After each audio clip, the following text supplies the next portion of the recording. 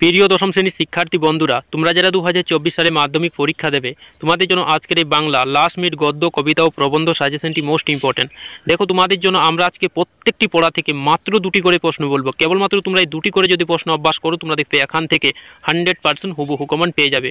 যারা সারা বছর কোনো কিছু পড়োনি, এই প্রশ্নগুলো তোমাদের জন্য মোস্ট ইম্পর্টেন্ট, এবং যারা সারা বছর অনেক কিছু পড়েছো তাদের জন্য এই প্রশ্নগুলো কিন্তু রিভিশন করে যাবে। তোমরা দেখবে এখান থেকেই হুবহু কমন পেয়ে যাবে। এর বাইরে থেকে তোমাদের একটি প্রশ্ন অভ্যাস করতে হবে না, এতটা কিন্তু গ্যারান্টি দিয়ে বলতে পারি। তো দেখে নাও জ্ঞানচক্ষু থেকে। দেখো, শুধুমাত্র এখানে 3 নাম্বারই প্রশ্ন আসবে জ্ঞানচক্ষু থেকে, এখান থেকে কিন্তু 5 মার্কসের প্রশ্ন হবে না। তো দেখে নাও প্রথম প্রশ্নটি, রত্নের মূল্য জহুরির কাছেই, কথাটির তাৎপর্য ব্যাখ্যা করো। এই প্রশ্নটি তোমাদের ভালো করে অভ্যাস করতেই হবে। এই প্রশ্নটি কিন্তু এবছরের জন্য মোস্ট ইম্পর্টেন্ট। তারপরে দেখো 2 দাগের প্রশ্নটি, কথাটা শুনে তপনের চোখ মার্বেল হয়ে গেল। কোন কথা শুনে কেন তপনের চোখ মার্বেল হয়ে গেল? এই প্রশ্নটি মোস্ট ইম্পর্টেন্ট। তারপরে দেখো 3 দাগের প্রশ্নটি, যে ভয়ঙ্কর আহ্লাদ হওয়ার কথা সেই আহ্লাদ খুঁজে পায় না, আহ্লাদ হওয়ার কথা ছিল কেন, আহ্লাদ খুঁজে না পাওয়ার কারণ কি? এই প্রশ্নটিও মোস্ট ইম্পর্টেন্ট। বিকেলে চায়ের টেবিলে উঠে কথাটা, বিকেলে চায়ের টেবিলে কোন প্রসঙ্গে আলোচনা হয়েছিল? Most important. পৃথিবীতে এমন অলৌকিক ঘটনা ঘটে, কোন ঘটনাটিকে অলৌকিক বলা হয়েছে, কেন সেই ঘটনাটি অলৌকিক? এই যে 5টি প্রশ্ন বললাম, এই 5টি প্রশ্ন কিন্তু মোস্ট ইম্পর্টেন্ট। তবে যদি বলি সব থেকে গুরুত্বপূর্ণ 2টি প্রশ্ন, তাহলে হবে রত্নের মূল্য জহুরির কাছে, কথাটির তাৎপর্য ব্যাখ্যা করো। এই প্রশ্নটি কিন্তু মোস্ট ইম্পর্টেন্ট এবছরে মাধ্যমিক ফাইনাল পরীক্ষার জন্য। তারপরে দেখো 2 দাগের প্রশ্নটিও মোস্ট ইম্পর্টেন্ট, কথাটা শুনে তপনের চোখ মার্বেল হয়ে গেল, কোন কথা শুনে কেন তপনের চোখ মার্বেল হয়ে গেল? এই 2টি প্রশ্ন মোস্ট ইম্পর্টেন্ট। এই 2টি প্রশ্ন কিন্তু তোমাদের অভ্যাস করতেই হবে।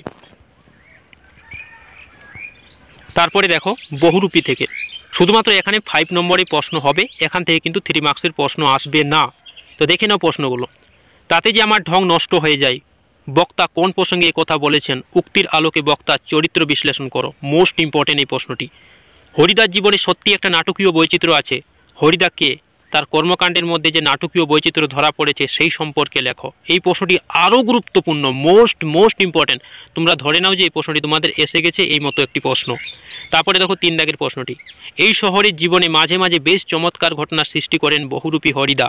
হরিদার সৃষ্টি চমৎকার ঘটনাগুলির বিবরণ লেখো। এই প্রশ্নটিও মোস্ট ইম্পর্টেন্ট।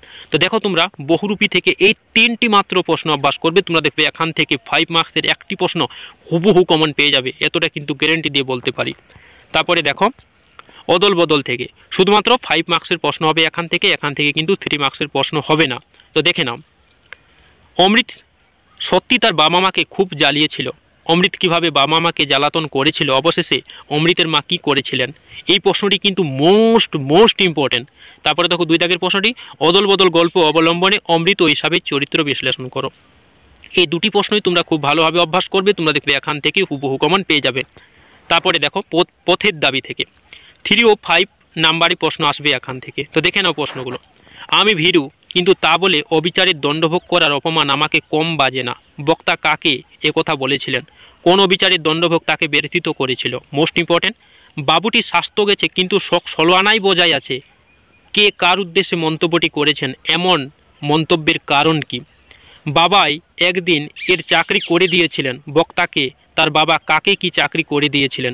এই যে 3টি প্রশ্ন বললাম, এই 3টি প্রশ্ন পথের দাবি থেকে মোস্ট ইম্পর্টেন্ট 3 মার্কসের জন্য, মোস্ট ইম্পর্টেন্ট। তারপরে দেখে নাও 5 মার্কস থেকে। প্রথম প্রশ্নটি কিন্তু ভীষণভাবে গুরুত্বপূর্ণ। পলিটিক্যাল সাসপেক্ট সব্যসাচী মল্লিককে নিবাইবাবুর সম্মুখে হাজির করা হইল। পথের দাবি পাঠ্যাংশ, সব্যসাচী মল্লিক সম্পর্কে কি জানা যায়? তাকে জিজ্ঞাসাবাদের সময় কোন পরিস্থিতি তৈরি হয়? এই প্রশ্নটি কিন্তু মোস্ট ইম্পর্টেন্ট। পথের দাবি উপন্যাসের যে অংশ তোমাদের পাঠ্য তা অনুসরণে অপূর্বের চরিত্র আলোচনা করো। বাবুটির স্বাস্থ্য গেছে কিন্তু শখ 16 আনাই বজায় আছে। বাবুটিকে তার সাজসজ্জার পরিচয় দেবে। এই যে 3টি প্রশ্ন বললাম, এই 3টি প্রশ্ন কিন্তু মোস্ট ইম্পর্টেন্ট 5 মার্কস থেকে। তোমাদের এই 3টি প্রশ্ন কিন্তু অভ্যাস করতেই হবে। তারপরে দেখে নাও নদীর বিদ্রোহ, শুধুমাত্র এখান থেকে কিন্তু 3 মার্কসের প্রশ্ন আসবে, এখান থেকে কিন্তু 5 মার্কসের প্রশ্ন হবে না, এটা কিন্তু তোমরা ধরে নাও। তো দেখো, নদীর বিদ্রোহের কারণ সে বুঝতে পারিয়াছে। কে বুঝতে পেরেছেন? নদীর বিদ্রোহ বলতে সে কি বোঝাতে চেয়েছেন? Most important. নদীকে এইভাবে ভালোবাসিবার একটা কৈফত নদের চাঁদ দিতে পারে। কৈফত কি? কৈফত দেওয়ার প্রয়োজন হয়েছিল কেন? এই প্রশ্নটিও কিন্তু মোস্ট ইম্পর্টেন্ট। বড় ভয় করিতে লাগিল নদের চাঁদের। নদের চাঁদ কেন ভয় পেয়েছিল তার সংক্ষেপে লেখো। এই যে 3টি প্রশ্ন বললাম নদীর বিদ্রোহ থেকে, মোস্ট ইম্পর্টেন্ট। এই 3টি প্রশ্নই তোমরা অভ্যাস করো, তোমাদের এখান থেকেই হুবহু কমন পেয়ে যাবে। তারপরে দেখে নাও কবিতা থেকে, যে প্রশ্নগুলো মোস্ট ইম্পর্টেন্ট রয়েছে। তোমরা এই প্রশ্নগুলো কেবলমাত্র অভ্যাস করবে, তোমরা দেখবে এখান থেকে হুবহু কমন পেয়ে যাবে। তো দেখো অভিষেক কবিতা থেকে শুধুমাত্র এখানে 3 নাম্বারের প্রশ্ন আসবে, এখান থেকে কিন্তু 5 মার্কসের প্রশ্ন হবে না। তো দেখো প্রথম প্রশ্নটি, হাই বিধি বাম মমপতি বক্তাকে তিনি এমন কথা বলেছেন কেন? এ কলঙ্ক পিত্ত বক্তা কোন ঘটনাকে কলঙ্ক বলে মনে করেছেন? জিজ্ঞাসিলে মহাবাহু বিস্ময় মানিয়া কাকে মহাবাহু বলা হয়েছে, তার বিস্ময়ের কারণ কি? কে কবে শুনেছে পুত্র ভাসে শিলাজলে, কে কবে শুনেছে লোক মরি গুণ বাঁচে বাঁচে, এমন উপমা প্রয়োগের কারণ ব্যাখ্যা করো। এই যে 4টি প্রশ্ন, এই 4টি প্রশ্ন কিন্তু মোস্ট ইম্পর্টেন্ট অভিষেক কবিতা থেকে 3 মার্কসের জন্য। এখান থেকে আমি আগেই বললাম এখান থেকে কিন্তু 5 মার্কসের প্রশ্ন হবে না। তারপরে দেখে নাও প্রলয় উল্লাস কবিতা থেকে 3 ও 5 মার্কসের প্রশ্ন এখান থেকে আসবে। দেখো প্রথম প্রশ্নটি, বর্জ্য শিখায় মশার জেলে আসছে ভয়ঙ্কর। ভয়ঙ্কর বলতে কবি কি বোঝাতে চেয়েছেন, তার আগমনের তাৎপর্য ব্যাখ্যা করো। মোস্ট ইম্পর্টেন্ট, তোরা সব জয়ধ্বনি কর, তারা কারা, তাদের জয়ধ্বনি করতে বলা হচ্ছে কেন? আসছে নবীন জীবনহারা অসুন্দর করতে ছেদন, উক্তিটির তাৎপর্য ব্যাখ্যা করো। এই যে 3টি প্রশ্ন প্রলয় উল্লাস থেকে 3 মার্কসের জন্য মোস্ট ইম্পর্টেন্ট, কিন্তু খুবই গুরুত্বপূর্ণ প্রশ্ন। তারপরে দেখো 5 মার্কস থেকে, তোরা সব জয়ধ্বনি কর, তোরা বলতে কাদের বোঝানো হয়েছে, তারা কেন জয়ধ্বনি করবে?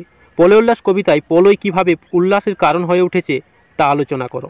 প্রলয় উল্লাস কবিতায় একদিকে ধ্বংসের চিত্র আঁকা হয়েছে, আবার অন্যদিকে নতুন আশার বাণী ধ্বনিত হয়েছে। প্রসঙ্গটি কবিতা অবলম্বনে উল্লেখ করে লেখো। এই যে 3টি প্রশ্ন 5 মার্কস থেকে এবং 3টি প্রশ্ন তোমাদের জন্য 3 মার্কস থেকে রেখেছি, কেবলমাত্র তোমরা এই 6টি প্রশ্ন তোমরা অভ্যাস করবে, তোমরা দেখবে এখান থেকে হুবহু কমন পেয়ে যাবে। এর বাইরে থেকে তোমাদের একটি প্রশ্ন অভ্যাস করতে হবে না। তারপরে দেখো আয়ারও বেঁধে বেঁধে থাকি। দেখো আয়ারও বেঁধে বেঁধে থাকি থেকেও তোমাদের 3 ও 5 মার্কসের প্রশ্ন হবে এখান থেকে। তো দেখে নাও প্রথম প্রশ্নটি, সব চূর্ণ হয়ে গেল জ্বলে গেল আগুনে, কোন কোন জিনিসের কথা বলা হয়েছে, এর পরিণতির কারণ কি? সেই মেয়েটির মৃত্যু হলো না, কোন মেয়েটির কথা বলা হয়েছে, তার মৃত্যু হলো না কেন? তারা আর স্বপ্ন দেখতে পারলো না, কাদের কথা বলা হয়েছে, তারা আর স্বপ্ন দেখতে পারলো না কেন? এই যে 3টি প্রশ্ন, এই 3টি প্রশ্ন মোস্ট ইম্পর্টেন্ট 3 মার্কস থেকে। এই 3টি প্রশ্ন কিন্তু তোমাদের পড়তেই হবে 3 মার্কস থেকে, মোস্ট ইম্পর্টেন্ট আয়ারও বেঁধে বেঁধে থাকি থেকে। তারপরে দেখে নাও 5 মার্কস থেকে, আমাদের শিশুদের সব ছড়ানো রয়েছে কাছে দূরে, কী কারণে শিশুদের সব ছড়ানো রয়েছে তা আলোচনা করো। এই প্রশ্নটি কিন্তু আরও গুরুত্বপূর্ণ 5 মার্কস থেকে, মোস্ট ইম্পর্টেন্ট। তোমরা ধরে নাও যে এই প্রশ্নটি এসে গেছে, এই মতো একটি প্রশ্ন। পৃথিবী হয়তো বেঁচে আছে, পৃথিবী হয়তো বেঁচে গেছে মরে, পৃথিবী সম্পর্কে বক্তার এমন ধারণা কেন হয়েছে তা আলোচনা করো। এই প্রশ্নটি কিন্তু মোস্ট ইম্পর্টেন্ট। তারপরে দেখো, আমরাও তবে এইভাবে এই মুহূর্তে মরে যাব নাকি, এমনটা মনে হয়েছে কেন? এই যে 3টি প্রশ্ন 5 মার্কস থেকে মোস্ট ইম্পর্টেন্ট, এই 3টি প্রশ্ন তোমরা ভালো করে অভ্যাস করো, তোমরা দেখবে এখান থেকে হুবহু কমন পেয়ে যাবে। এর বাইরে থেকে তোমাদের অন্য কোনো প্রশ্ন অভ্যাস করতে হবে না, এতটা কিন্তু গ্যারান্টি দিয়ে বলতে পারি। তারপরে দেখে নাও সিন্ধু তীরে 3 এবং 5 মার্কস থেকে নম্বর হবে, এখান থেকে তোমাদের প্রশ্ন আসবে। তো দেখে নাও প্রতিটি প্রশ্নের মান এখানে 3। তথা কন্যা থাকে সর্বক্ষণ, কন্যাকে সেই সর্বক্ষণ কোথায় থাকে? পঞ্চকন্যা পাইলা চেতন, পঞ্চকন্যা কারা, তারা কিভাবে চেতন ফিরে পেল? বিস্মিত হইল বালা, বালা কে, তার বিস্ময়ের কারণ কি? এই যে 3টি প্রশ্ন বললাম সিন্ধু তীরে থেকে 3 মার্কসের জন্য মোস্ট ইম্পর্টেন্ট, এই 3টি প্রশ্ন কিন্তু তোমাদের অভ্যাস করতেই হবে। এই 3টি প্রশ্ন কিন্তু মোস্ট ইম্পর্টেন্ট।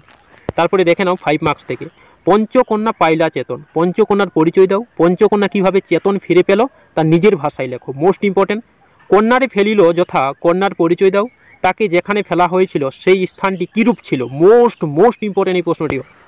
সমুদ্র নৃপতি সুতাকে, সিন্ধু তীরে কবিতা অবলম্বনে সমুদ্র নৃপতি সুতার চরিত্র আলোচনা করো। এই প্রশ্নটিও খুবই গুরুত্বপূর্ণ। তো দেখে নাও তোমরা এই প্রশ্নগুলো 5 মার্কস থেকে পড়বে। এই যে 3টি প্রশ্ন, এই 3টি প্রশ্ন পড়লেই তোমরা দেখবে এখান থেকে হুবহু কমন পেয়ে যাবে। তারপরে দেখে নাও অস্ত্রের বিরুদ্ধে গান থেকে, শুধুমাত্র এখান থেকে 3 নাম্বারের প্রশ্ন আসবে, এখান থেকে কিন্তু 5 মার্কসের প্রশ্ন হবে না। অস্ত্র ফেলো অস্ত্র রাখো গানের দুটি পায়ে, এটি কোন কবিতার চরণ, এ কথা বলার কারণ কি? রক্তমুছি গানের গায়ে, এই মর্মান্থ ব্যাখ্যা করো।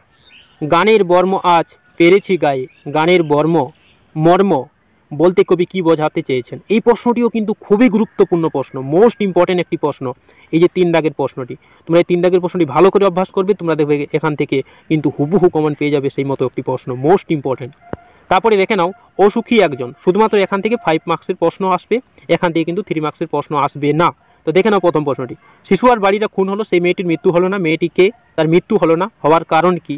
কী কারণে শিশু আর বাড়িটা খুন হয়েছিল? এই প্রশ্নটি কিন্তু আরও গুরুত্বপূর্ণ, মোস্ট ইম্পর্টেন্ট, খুবই গুরুত্বপূর্ণ প্রশ্ন। তোমরা ধরে নাও যে এই প্রশ্নটি তোমাদের পরীক্ষায় এসে গেছে সেই মতো একটি প্রশ্ন। তারপরে দেখো, তারপর যুদ্ধ এলো।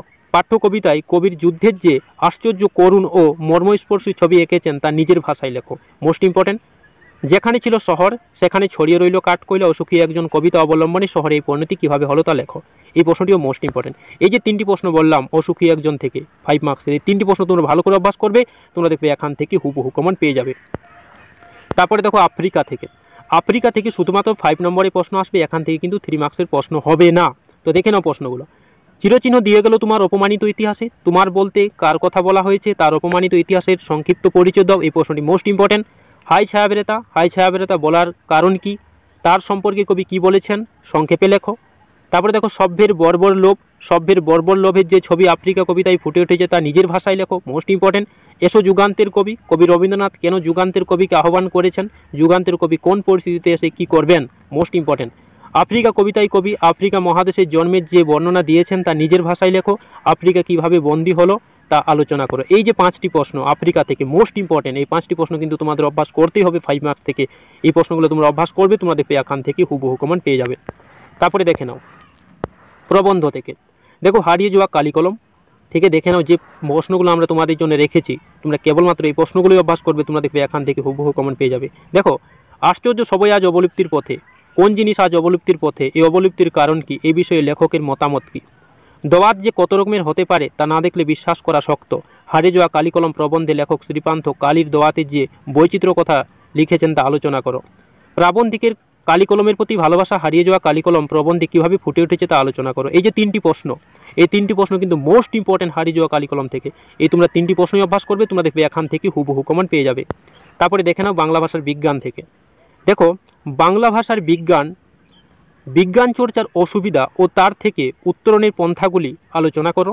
বাংলা ভাষার বিজ্ঞান শীর্ষক প্রবন্ধটিতে পরিভাষা রচনা প্রসঙ্গে লেখক যে বক্তব্য প্রকাশ করেছেন তা আলোচনা করো। কিন্তু বৈজ্ঞানিক সাহিত্য যত কম থাকে ততই ভালো। কি কম থাকার কথা বলা হয়েছে সেই বিষয়গুলি আলোচনা করে লেখো।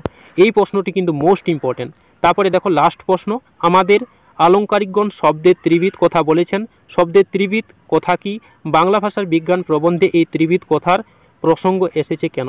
এই 4 দাগের প্রশ্নটি 100% কমনযোগ্য প্রশ্ন। তোমরা এই প্রশ্নটি ভালো করে অভ্যাস করবে, তোমরা দেখবে এই প্রশ্নটি 100% কমন পেয়ে যাবে, এতটা কিন্তু গ্যারেন্টি দিয়ে যাচ্ছি। এই প্রশ্নটি তোমরা ভালো করে অভ্যাস করো, তোমরা দেখবে এই প্রশ্নটি হুবহু কমন পেয়ে যাবে, কারণ এই প্রশ্নটি মোস্ট ইম্পর্টেন্ট। তো দেখে নাও তোমরা এই প্রশ্নগুলো ভালো করে অভ্যাস করবে, এবং তোমাদের যদি ভিডিওটি ভালো লেগে থাকে তাহলে চ্যানেলটাকে নিশ্চয়ই সাবস্ক্রাইব করে দেবে এবং লাইক করতে নিশ্চয়ই